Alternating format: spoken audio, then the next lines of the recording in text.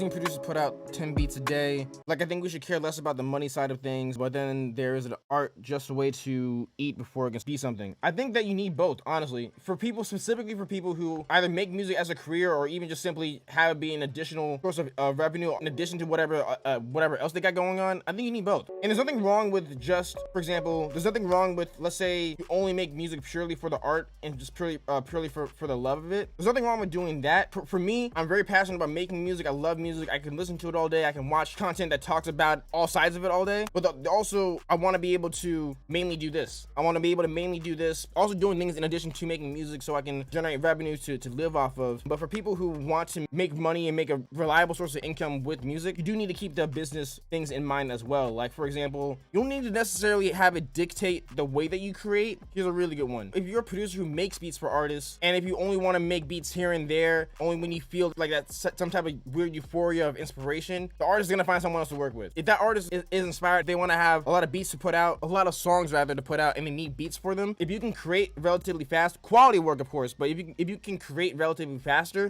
they're gonna want to work with you more than someone who doesn't complete things in as timely of a manner. Or also, if you're making beats for other artists, you have to consider leaving space for them when you make beats. That's why, for example, beats like this, they already have a pretty decent amount of things going on. I still want to add some instruments here and there, of course, so I can make the beat interesting, but I'm not trying to add something like so crazy over the top that it doesn't leave space for that artist, which doesn't necessarily put me in a box in terms of creating, because I have beats where they're not necessarily made for an artist. They're just kind of made to be instrumental music, but also I can put that out as a solo release and then still monetize it that way. You need a balance of both. I think in order for the music to be able to touch people and in order for people to like the actual product that you're putting out, you do need to put your heart and soul into it. It has to be good, it has to be quality. Like, it doesn't matter how much you market a bad song or a bad beat. Like, if people don't mess with it, they're not gonna listen to it or use it, you know? But at the same time, if you want as many people to hear your music as possible, if you want as many people to hear your beats as possible, or use them or buy them or anything like that, you do need to keep business practices in mind, such as different ways to market your music, different ways to be as productive as possible, different ways to get your music heard by different people. There's always a good balance. I think when you make something for an artist, a good rapper, rather have one beat than to have 10 from you, because it's like somewhere you have to close your hand on something. It's gonna be a meme, so it's worse than a flop. Okay, well, here's the thing though. Quality and quantity aren't mutually exclusive. That may be hard for some people to believe. I was just listening to Illmind talk about this. Illmind's another really popular producer that if you're not familiar with him, you need to check him out. Illmind did an interview with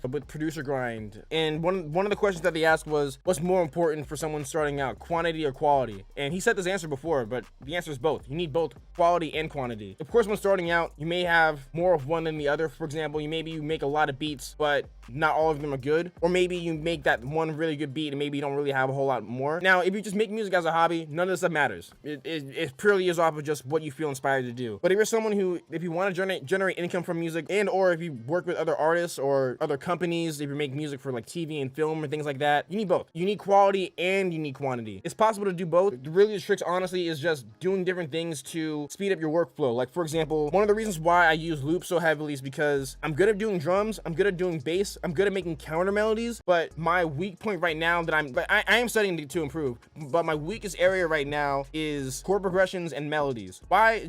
I don't practice piano as much as I should. I practice other things like mixing, arranging, drums, and bass lines. Those just come more naturally to me, and I can knock those out a lot faster than I can knock out a melody. So in order to compensate for that, I use loops to add my own character, my own personality, and add it to my own art. What I'll do is I make the loop unique in some way. This one, for example, I sped it up a little bit, transposed it, and I put some effects on it because I'm good at mixing and I know what sounds good to the ear and I know what makes an instrument patch sound good. You know what I mean? So by using loops, that allows me to save time on making melodies. That can save me time on that, and then it allows me to make more beats faster, right? The quality didn't drop at all when I started using loops rather than making everything 100% from scratch. It actually improved the quality of my beats, and also I can make more of them in a shorter amount of time, which is really important if, like, for example, when you're working with other artists and if they're a bit more on a deadline, then that allows you to deliver more to them. I think it's like Dr. Dre's Detox album. He didn't put out the album because it would have ruined his legacy. It's also that when you are a classic, you can't focus on just putting out music. That much people would ask for less, but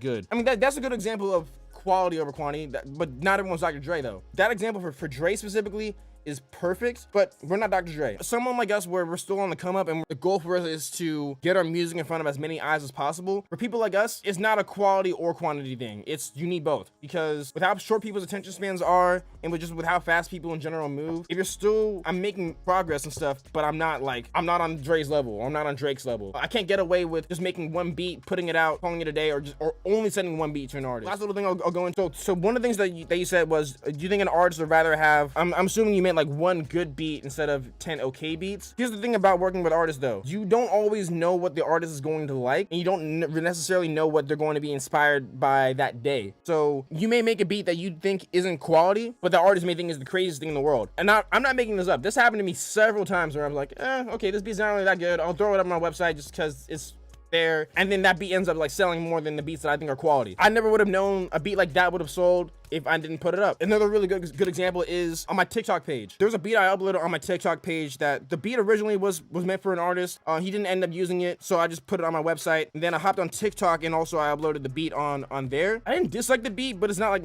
my favorite beat that I made, and that ended up now being my most viewed video on TikTok. I got people duetting it every single day. I think there might be like 70 or 80 plus videos by now. The beat itself, it wasn't not quality, it just wasn't like my favorite beat, but I put it out anyways. In addition to other beats that I put out, it was still both added to the quantity of beats that I have on my website, and also a lot of people use it, so it was still quality. So I mean, yeah, long story short, you need both. Specifically for people who do music or music production or being artists as a career, there's no way of getting around it. Like, unless you're someone who is blessed to be in a position like Dr. Dre or someone like Kendrick Lamar, where they can not put out music for several years, drop something and the world goes crazy and everyone listens to it. 99% of us are not in that position right now. So yeah, some people don't really like the answer, but I mean, that's one of the things where it just is that it is what it is with this career. Like, you do need both, and it's very rare that someone, not necessarily rare, but it's a lot harder to make it if you just put out things kind of like here and there instead of having both quality and quantity.